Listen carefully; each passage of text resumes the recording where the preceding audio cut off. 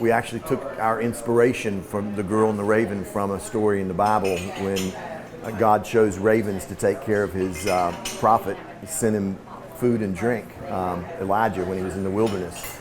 So the backstory behind the girl and the raven is there was once a girl who was lost in the wild, and Raven found her and brought her food and drink that saved her life. The girl and the raven were lifelong friends. The legend was lost, the hunger persists, we're here to help.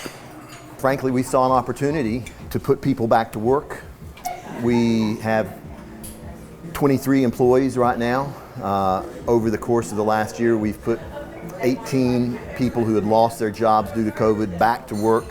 This week is a year. We fired out of the cannon the first week we were open, never looked back, and we've been really blessed to do great business and bring something to the community that probably would not have been here had it not been for COVID.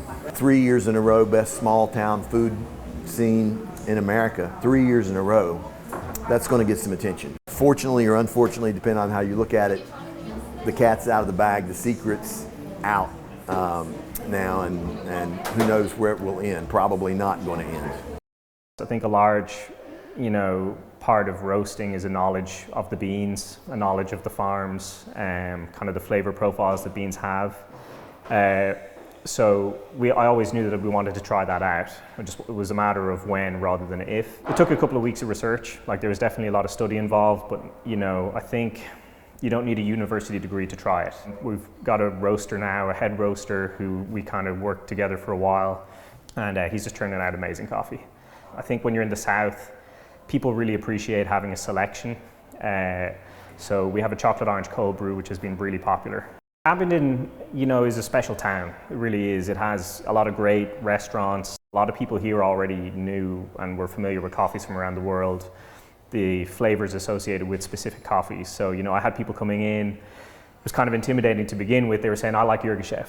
I like my Yirgacheffe with an Earl Grey, tint.